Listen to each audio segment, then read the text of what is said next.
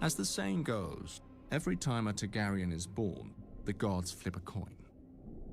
They must have dropped the one for King Aerys, for at first he seemed to have dodged the family madness. But as he grew older, he began to see conspirators everywhere, and where there were none, he worked to create them. As one of his Kingsguard, I saw firsthand that a king who couldn't rule his own mind couldn't rule 7 kingdoms. We endured his reign because we hoped his son Rhaegar would right the realm when he ascended to the throne. But then Rhaegar proved as mad as his father and snatched Lyanna Stark, daughter of the Warden of the North and betrothed to Robert Baratheon, Lord of the Stormlands. When Lyanna's father and eldest brother demanded justice, the Mad King obliged, laughing as he dispensed it.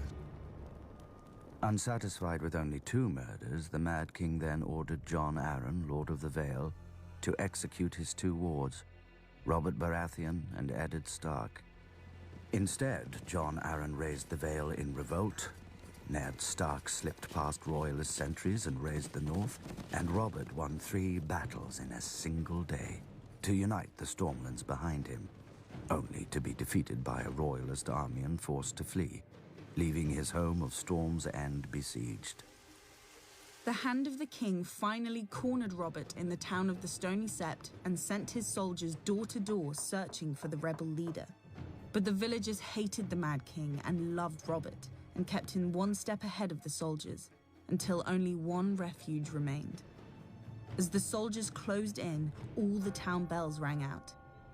Hearing of Robert's plight, our father and Jon Arryn had rushed to the Riverlands and enlisted our grandfather Hoster Tully to help them.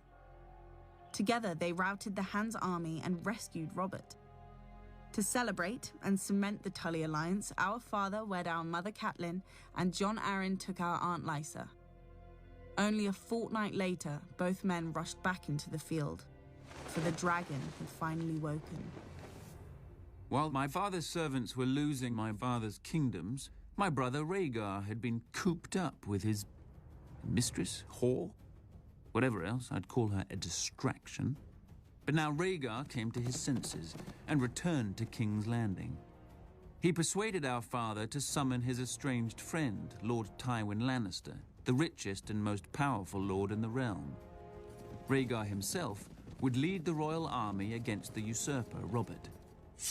On the banks of the Trident, my brother fought the man whose wife he'd stolen, and who fought to steal his birthright in return.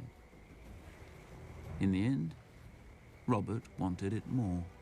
His hammer shattered my brother's armor, and its rubies fell into the river like raindrops, vanishing in the current.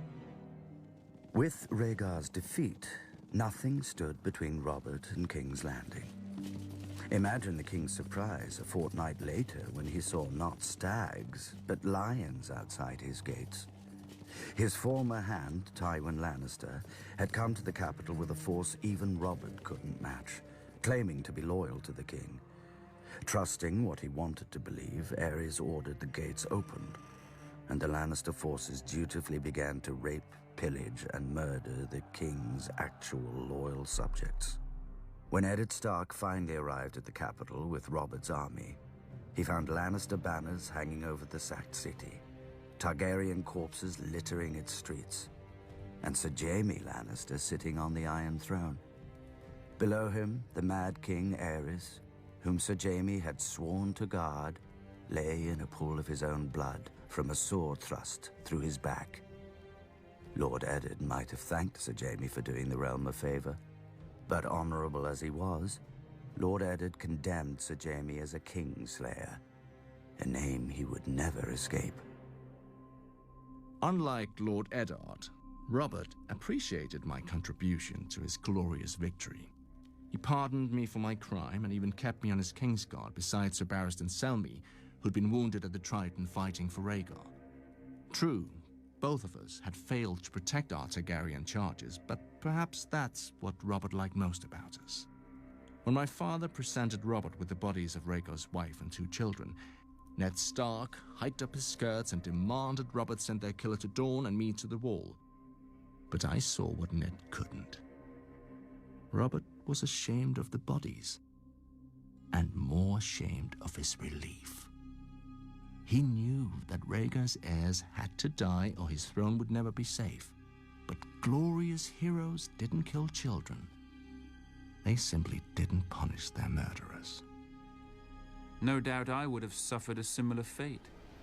But my father had wisely sent me and my pregnant mother to Dragonstone.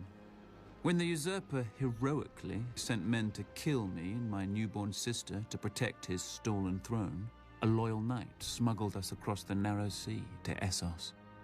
And so the last dragons of Valyria, heirs to the greatest dynasty from the greatest civilization this world has ever known, slept in sewers and foraged for scraps in alleyways, one step ahead of the usurper's knives, and one step behind the whispers of his spy master, Varys. But we won't run forever. One day I'll return to my kingdoms with an army, take back my throne, and repay all traitors with the only coin my family knows: fire and blood.